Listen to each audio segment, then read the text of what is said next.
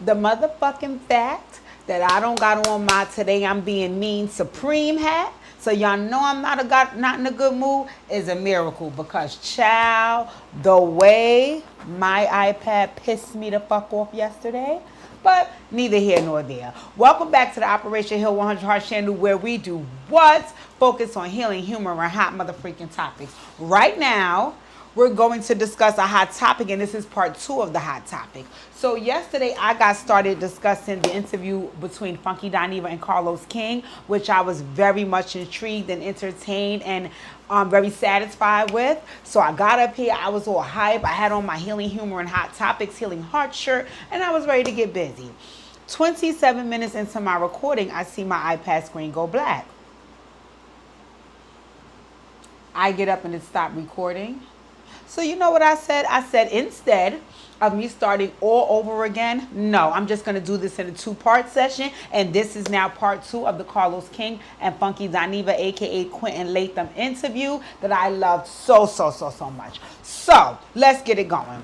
Yesterday, I left off on a part where Carlos King basically was giving Dineva his flowers and sharing with him how he's influenced the culture when it comes to reality TV and his reviews, how he appreciates him for that because that helped move his business forward as well, so on and so forth. One of the things that I wanted to say and bring emphasis to, that was one of the most important things on the interview for me, was that Dineva said that bare minimum, like if he does minimal work on YouTube in a month, the least he will make is $35,000 that month. He said now if he goes all out and puts effort into it and do everything he has to do, he can make $50,000 that month. That is, on a good year, upwards of $600,000. And on a, I just did the bare minimum, that is $400,000+ a year.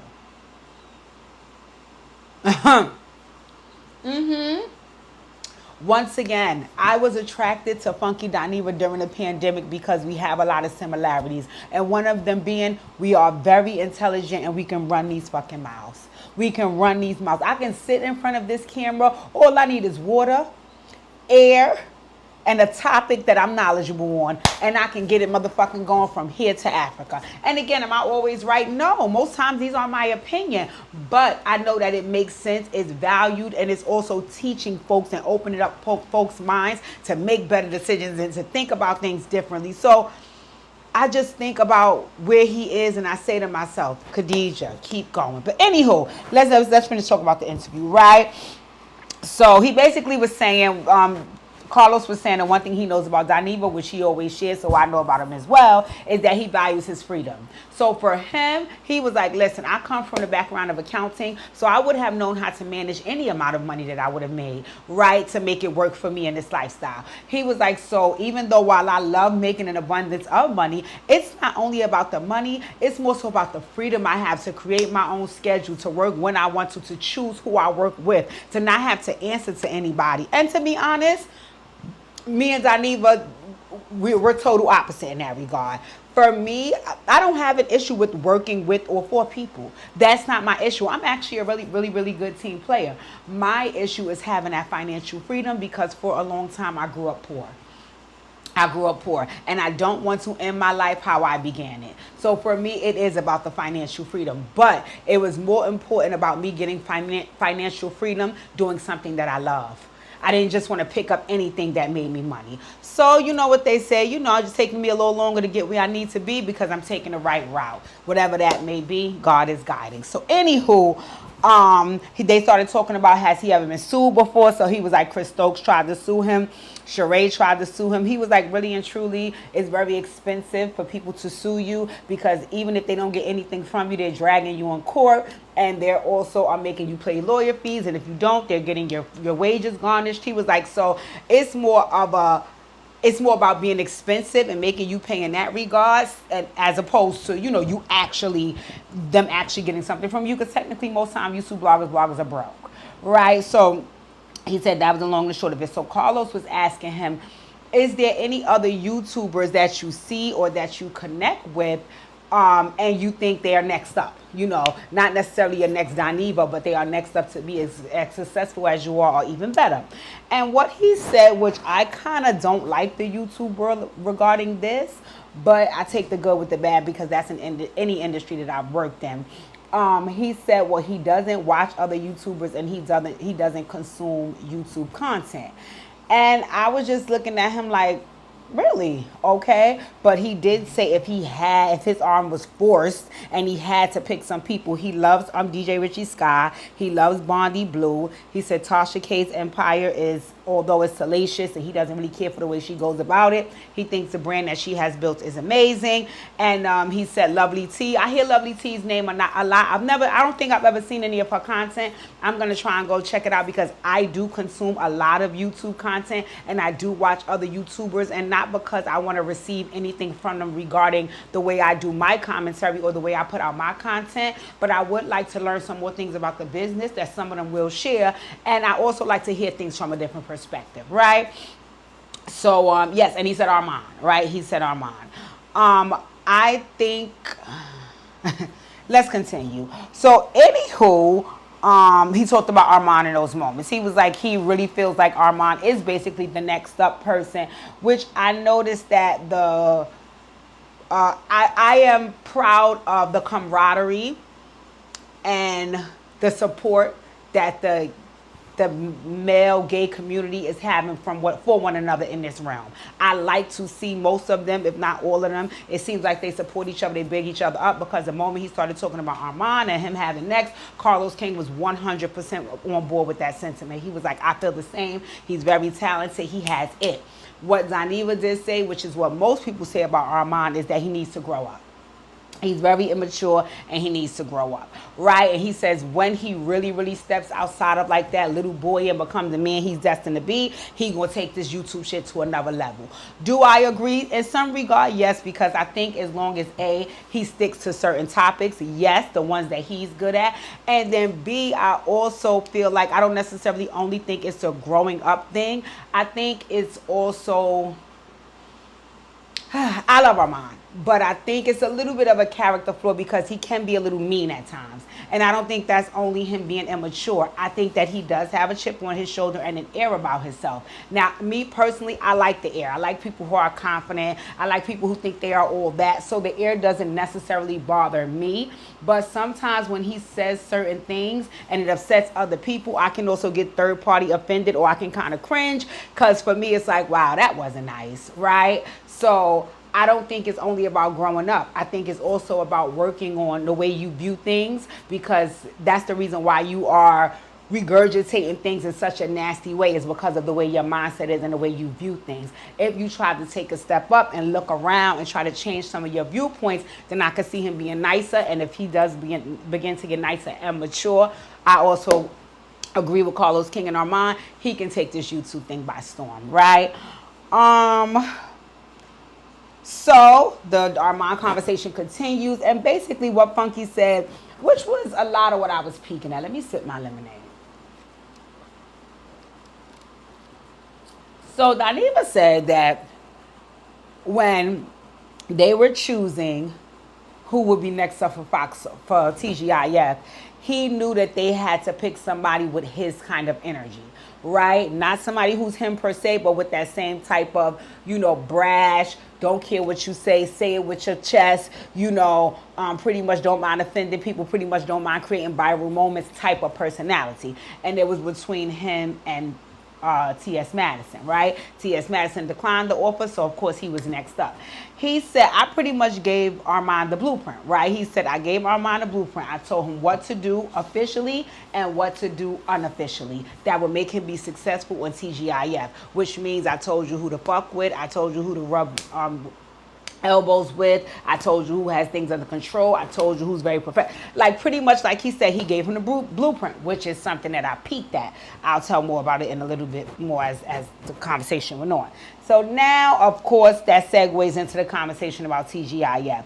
What I will say about Carlos in this conversation that I didn't particularly love, but I understand why he did it, is that because of his friendships with Funky and Claudia, he didn't really address any of those situations because I think he didn't want to be offensive to Claudia. And I really, really, really, really appreciated him doing that because I just did a Dear Deidre earlier where I talked about the value of friendship. And if Claudia is his friend as well as Funky's, and he felt like something salacious or disrespectful or any of the sort could have been said regarding Claudia, he didn't want to open the door for that. So I really, really respected that, Carlos. So he didn't ask about Claudia per se, but he did ask about Al. He did ask about Al. So first he asked, why were you so unhappy at TGIF? And Funky was like, listen, because every fucking day it was something. It was something. First of all, Claudia and Al was friends before I even knew either one of them, right? So I walked into that. On top of that, at the job, you know, it just was every day was something, and mainly with them.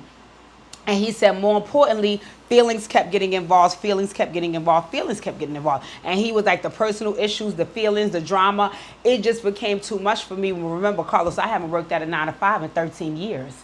So to have to report somewhere every day that's stressful, it just did not seem to work to my benefit. He was like, so, you know, that was one of the factors. He said, also, he didn't need the job because financially he can make a way for himself. So that was another factor. Like, why should I be stressed out every single day when I can make money on my own and not have this level of stress, right? And one of the things that he said that I paid attention to, because he kind of played around with this. He was like, the deal fell through over $250. Talk about the contract between him and Fox. So now I'm listening like $250. That's not what was being said before, but as he continued, basically what he said is they dropped their episodic rate. They told them, okay, you're only doing 3 days now, you're getting $1,250, but now you're doing 5 days and you're getting $1,000. And his point was, in renegotiating his contract, y'all want me to work more, y'all have to at least take me back up to the $1,250 that y'all had me at, right? Putting him back at the $250 per episode a year would have gave him $60,000 extra a year on his contract, you know, and I get where he was coming from. I wasn't interested in doing it. I know my worth, I know my value, I bet on myself, and I moved on. One of the things he also said that I found was messed up, and I really couldn't understand why he said that in this regard as well, is he even said to them, even if you're not going to take my episodic rate back to the $1,250, how about you guys put me on the health insurance? And Fox was like, no. So he said, so let me get this straight. I have to work more. I can't go back to my episodic rate number that I had before. I'm working more and I can't get on the health insurance. Fuck y'all. You know what I'm saying? And in all fairness to Funky, I can definitely understand why he made the decision that he made, right?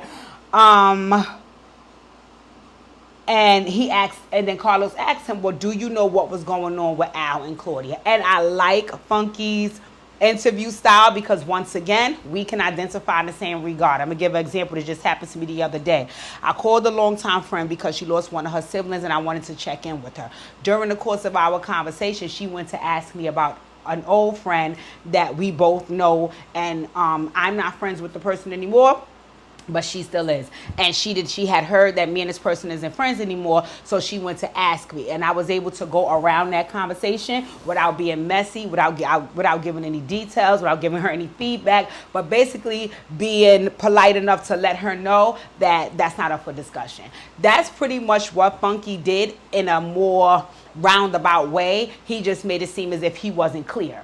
So what he said when Carlos asked him what the fuck was going on with Al and Claudia, he was like, I don't know. I honestly don't know. I don't know. It was all of this drama. He said the last thing I heard, right? He said, I heard that Claudia was privy to some messages where Al was kicking Claudia back into Nene Leakes, right? At first, when he said that, I was like, Claudia, what the fuck do you care? Because you've been knew that Al and Nene was friends, and you used to talk about Nene like a dog on there. So, of course, when Al gets with Nene, he going to be kicking your back in because that's his homegirl. But I think the issue was, which I had to think about, I think Claudia felt like Al was her friend too. So it's like, continue to remain neutral. Don't go over there with her and start kicking my back in. But Claudia used to do a lot of shady things in that regard where I think she pushed Al's back up against the wall because she used to do the same thing with Jennifer. You know, you would start talking about her like a dog and Al was trying to like laugh it off and go around it because at that time, that was his friend. Right? So anyway, he basically said, Funky was like, I assumed they talked it out and we was over it. He was like, but now hearing some of the conversations and hearing some of the things Claudia has said and watching the lives that I've seen in present day, it's plain to see that Claudia was never over it. And but it started from Al, according to the situation, and that's what I know to be the case, right? So he was like, okay. So Carlos was like, well, how is Al behind the scenes? And Funky was like, listen, because what Carlos was saying was that he heard, which is pretty much what Armon has been putting out there, that Al is very diva-like. He will run to upper management with everything. He has to have everything his way. He makes all these complaints, yada, yada, yada. And Funky was like, well, the work Al that I experienced was nothing like that. He said, in my opinion, Al was very nervous about the show because he felt like me and Claudia had more experience in the field and we was going to outshine him. So every day he was trying to show up prepared, polished, saying the right things, asking all these questions after we come off air while we're on break. He was like, so that whole, like him running to upper management and being a diva, I didn't experience that out when I was working there, right? And then he said, but I can't tell you what transpired when I left. Right. He said none of them like the producers, Claudia, and you could tell because I didn't like the way Claudia treated Stephanie. I did not like that, right? You could tell that they had a rocky relationship. So then he said, well, how are you and Al's relationship? And basically Funky was like, you know, I think people assume that Al and I are closer than what we are. I love Al. He's a nice guy. He's a key. He's a fun time. But if you're asking about my immediate friend circle, the people I speak to every day on the phone and tell my deepest dark secrets to, Al is not one of them. She said, granted, I love Al, and I'm not saying our relationship don't have the potential to get there, but it's not there yet. But we are good friends, and I do enjoy hanging out with him, right? I felt like Funky should have used the same level of thinking that he used to address the TGIF issues. I feel like he should have done the same with his relationship with Al. I don't feel like, and again, this is nothing bad, I just don't feel like he should have did it. I don't feel like he should have clarified that him and Al weren't that close, right? And do I understand why he did it? Yes, 100%. I just felt like the same way how you didn't want to go into detail about TGIF is the same way you shouldn't have went into detail about that. It should have been more so, you know, leaving it as is, right? But again, he clarified, so it is what it is, right? And what Funky did also say was, he was like, you know, I would even consider working with Al and Claudia again in the future if the right opportunity presents itself, right? He said that what pissed him off with Fox Soul, another defining factor in what made him want to leave, was that every time he would ask the producers, his colleagues, whomever, what was the direction of the show? Where are we going next? What are we doing? Are we going in studio? Are we just going to stay here? Are we going to network? Like, where are we going? And nobody had definitive answers. So it would just be like, we'll see, or we'll get back to you. And he was like, I don't have time to not know what direction y'all taking the show in. He was like, so that pretty much was a turn off for him, right? He also owned, which he couldn't hide, that he was being messy.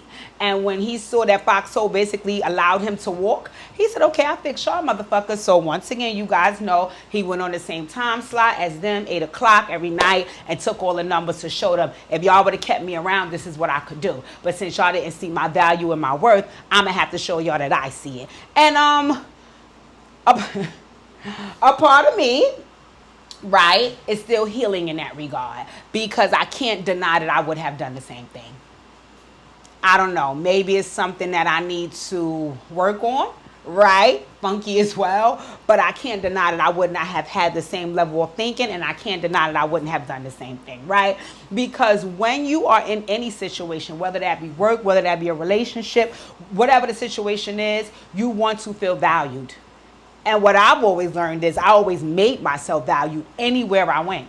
So if I worked with you, I worked my ass off with you. If I partnered with you on something, I partnered the best I could. If I was in a relationship with you, I was the best girlfriend ever. If I was your homegirl, I was a good ass friend. I feel like I'm my mother's best child. Like, you know what I'm saying? Like, I did my best. So when people show you that they don't recognize that value, or that thing in you is not valuable enough for them to hold on to, you start looking like, wait, hold the fuck up.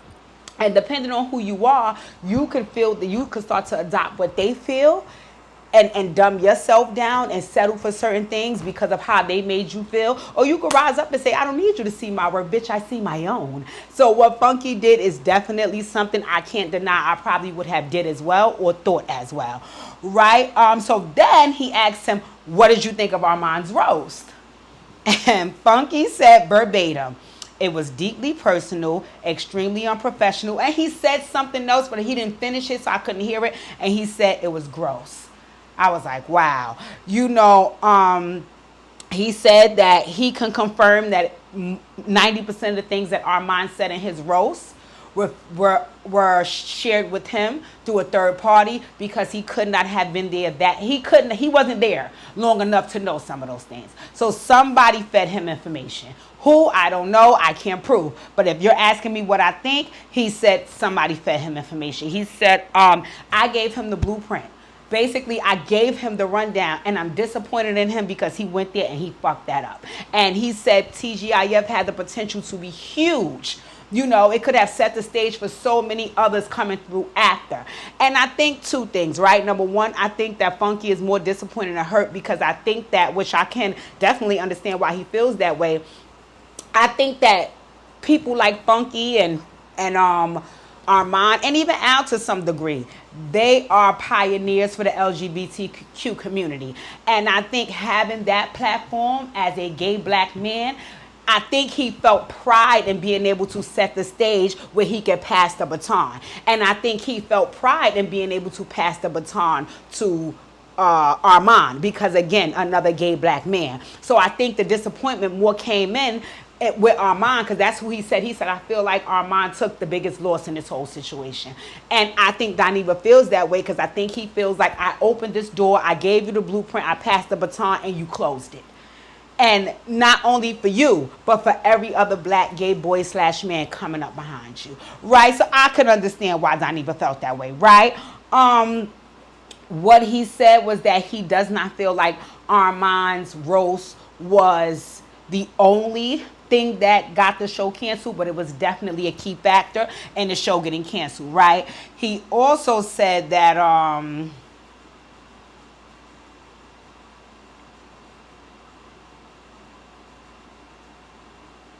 oh, another thing I wanted to say, right, that I was peeking at Dineva at, right? When he said that Armon had information that he had to get from a third party, which helped to fuel the roast and sabotage the show, partly, right? I was thinking, Funky, could you factor in that some of the information Armon received was from you? Because you did say that verbatim on the interview, you said that I gave him the blueprint. I told him who to fuck with, who not to fuck with. Like, you got to remember, right? I never forget, when I went to my job right now, I've worked for New York City Department of Education for 16 years this September, right? Next month, praise God. But I've only been at this site for the last 6 years. Yeah, July, May 6? What's this, 2024? Yes, May 6 years, right? So when I got there, I knew my principal from the prior school. When I walked in the door, the school had been open a year. He had opened the school a year ago, so they had already had a full school year before I came, which means they had staff, students, you know, all of that. They had pretty much got acclimated, and I was the newbie. When I walked in the door, I was given my job description. I know what to do. Because of the relationship I have with my principal, the only thing I asked him afterwards was, aside from this, is there any particular areas that you want me to work in? Right? And when he began to tell me he was about to share some of the staff that he wanted me to particularly partner with, and I asked him to wait. I said, wait, don't tell me yet. Just tell me the areas, let me go examine, and then I'll come back to you, and I'll share with you who I think I can partner with, and you'll let me know what's best practices because, you know, you're the boss. But the reason why I said that is because sometimes when you're going into something and you hear things about where you're going, it kind of gets in your psyche, right? So say case in point, if you're dating a man and you have to meet his mom, but all before you meet his mom, he keeps saying things like, oh, you know, my mom is really uptight, oh, my mom is really bougie, or my mom has a bad attitude and stuff. Initially, when you meet her, one or two things going to happen, depending on the woman you are. Either A, you're going to be on timing because you like, this bitch ain't going to be bullying me the way she got his ass shook, or B, you're going to try to impress her because you don't want her to be bougie and attitude-ish and meanish the way way he described you. Either way, you're going to be outside of yourself because what you've already heard, right? And that's the point I'm making. It's like, Dineva, if you gave him the blueprint and told him who not to fuck with and who to rub shoulders with it, you don't think that was a contributing factor on how he felt about staff and colleagues and the network as a whole when he got there? So I don't only think it was a producer or Claudia. It might have been some of the things you said as well, because you have your own opinions, because you had your own experience at Fox Soul. What I think should have happened was when he called you, you should have took the same level of thinking that you did when you was talking about TGIF earlier. You should have told him all of the things you would tell another professional in a work setting. And when he started to ask you about personal shit, like who to fuck with and who not to fuck with, you should have said to him, listen, everybody has their own experiences. You have to have your own. That's it. But according to you, you shared some of those things with him. And I think that also helped to fuel some of his level of thinking about the network and the people there. Anywho, he basically said he was disappointed in the show being canceled. And then he also said about Armon, which you hear a lot. He basically said that I told him everything to do and he went totally opposite. And what it seems like happens to me with Armon, and it sounds like this with Tasha K, and it sounds like this with Jason Lee, and from what Dineva expresses does sound similar as well. It seems like Armon knows who to go to for what he wants, right? But he also feels like I am my own man. So I'm going to take the meat and the potatoes of what you tell me, and I'm going to utilize that, and I'm going to throw everything else away, right? I totally agree with that mindset, right? I am the same, because you do have your own individuality. You don't have to go off of what somebody says verbatim, right? My only concern with him is that I'm not sure he knows what the meat and the potatoes are. Because it seems like when you get with these people and you're claiming you want to be mentored, and then they're showing you everything you need to do so they can mentor you, for whatever reason, you don't want to do it. And it's like, okay, so what are you going to these people for? What are you going to these people for? If that's the case, do your own thing. But if you're coming to me and you're asking my advice and my input and wanting things from me, and then you're saying, fuck everything I told you, what did you come to me for? And it seems like with Tasha K, it was the same thing. With Jason Lee, it was the same thing. And it sounds like what Funky described is the same thing. I pretty much ain't listening to shit you have to say. I'm doing my own thing, which is fine. But why did you come here then? Right? So I got that, right? And, what else was happening? He talked about Al. I said that. And he said, yeah, okay, so that wants to be mentored. He said he did feel initially, which I understand his level of thinking as well, a little bit of vindication when the show was canceled, because it's almost like, aha, see what happened when y'all ain't fucking do what y'all had to do regarding me, right? He said, but then after that, you know, he felt disappointed and frustrated because he didn't want to see that for the show, right? He said, even so much so that I could have pulled the Portia Williams and took a season off and came back, you know, so I understood what he was saying and all of that. And he was like, basically, another thing too is, they fucked up the bag, and they fucked up the bag over stupidity and drama, and I believe all three of them was involved in fucking sabotaging that show. So I got you, Funky. I agree with that, right? And then Carlos asked him, like, what's next for you? What do you have next for you? And he said pretty much he wants to go into a syndicated nighttime talk show. So he wants to be ultimately a talk show host. He's moving back to Atlanta this fall to get back in the mix with the Atlanta crew, because he needs to be rubbing shoulders if that's the scene he wants to be on to create his nighttime TV show. I don't deny that that's the direction that Funky could go in. I would have to see it. But they did bring up, you know, he's been interviewing Amanda Seals and yada, yada, yada. I didn't watch any of those. Like I said, I'm more so like Funky in the entertainment space. And it's so funny, right? Let me discuss this. Right? It's funny that that's coming up because the same thing happens to me, right? I love to do the healing work. I love to do healing hearts, right? It's very intense. It's very serious. I love to do Dear Deidre. I love to help people grow, right? But Even though some people may enjoy that part of me, it's not always what the people are attracted to.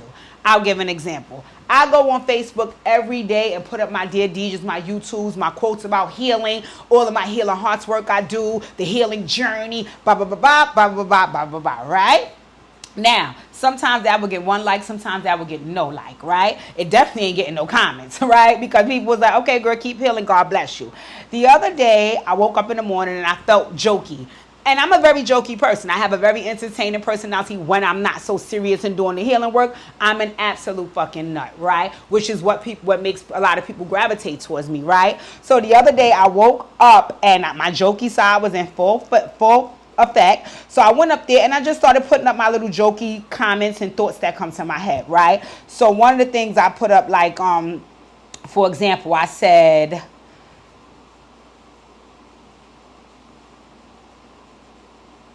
baby, I corrects kids, because when I was 17 years old dating a 19-year-old man who said ravioli and cabinet, I aborted that baby so fast, I hated it there. Do you know that got 72 likes and laughs? That got 30 plus comments. People engaged in those type. Another thing I said, listen, I'm all for living in Pookie's skin so I can understand that your spouse can be your best friend. I got it. But remember to keep friends and family, because I don't care how cool you and your spouse are. There would just be some things they can't do or relate to. Pookie can't gossip. 3 people's business in, hear me now. So you think he really be putting his hands on that girl or she lying? Here, Pookie. That's between that man and that lady. Angelina, what the fuck time does Lola's Secret Garden open? I hate it here. Right? And again, that more jokey, more fun side of me, people gravitate towards, right? They respond as soon as I put something like that up. But today, I'm up putting Dear Deejas up and healing work, and it's back to crickets, crickets, crickets. That's kind of how I feel about Funky. I won't lie. When he's in his serious zone, I do like his intellect, but I'm more so like seeing him in the entertainment space. But if he wants a syndicated nighttime talk show where he can be more serious and tackle more issues, I want that for him. So I wish him all the success in the world. I can't wait to see what this move back to Atlanta looks like. But he also hinted, when she talked about his love life next, is that another reason he's moving back to Atlanta is to be close to his boo. He met his boo a year ago at the Essence Festival, and he's in love. It's a black man, and yada, yada, yada. I'm happy for him because he always talked about not giving a fuck about stuff like that. So I'm happy to see that he has found it. He talked about getting focused, getting grounded. He talked about being intentional. He talked about therapy, healing, growth, all of the things that I could relate to. I love the being intentional piece. I have conversations about this often as well, because that's the space I'm working from. You know, if I say I'm going to do something, I'm going to be intentional in every step I take towards it to make it happen. So I really, really could get with him right there, right? So then Carlos asked something that I definitely wanted him to touch on, right? He said, let's talk about your energy towards black women. You know, a lot of people can feel like sometimes with your verbiage and your topics and the way you address things that you hate black women. What do you say about the people that feel that way about you, right? So, Funky, while you are very, very, very intelligent, I want you to keep in mind that so is some of the rest of the people in the world. So the way you dodged this question, I mean, I hear you, but the reason why I didn't like the way you dodged it, because it also made me feel like you are not addressing it because you won't even own up to it. So that means that it's going to continue. And for me, like I said, I love your commentary when you're being entertaining. But once you start with that mean and disrespectful way of speaking to and about women, I check out. And like you always say, I'm not going to go up there and be arguing with you in your comments. So I just simply don't watch. Right? So what he said was, women drive pop culture. So yes, he's discussing them. If you give me something else or something else to discuss, I don't have a problem with talking about it. But guess what? Women drive pop culture, and that's what I talk about. So that's why I talk about them. He said, and also people pick and choose what they want to be outraged about. If it's a group of people that nobody don't like, I could talk about them like a fucking dog. But the moment it's somebody that the world have a fondness for, everything I did is so wrong, so wrong, so wrong, so wrong, so wrong, right? And Dineva, I know you tried to make it seem like the reason the way you answered this question in a way that you was trying to make it seem like you heard Carlos say, why are you always talking about black women? I don't think that's what Carlos was saying. At least that's not what I received. What I received is that why when you talk about black women, is your energy towards them most times negative. And what I can assess, and I assessed this when I first started watching you in the pandemic, is that you do have mommy issues. I know that you said you had daddy issues, but you didn't say anything about having mommy issues, which it does seem like you do.